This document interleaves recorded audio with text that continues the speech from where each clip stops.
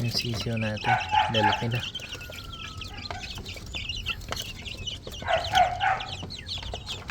Yan sila. Oh. Parang maliliit sila compared sa mga sa parents nila. Siguro dahil masyado silang crowded dito sa kulungan. Or dahil na rin. Isang factor na lang siguro na unang itlog sila. Yan. Okay. Yan muna update natin sa mga Rhode Island natin nasisiw. 1 month na yan parang medyo mas matagal ang paglaki nila compared sa dati.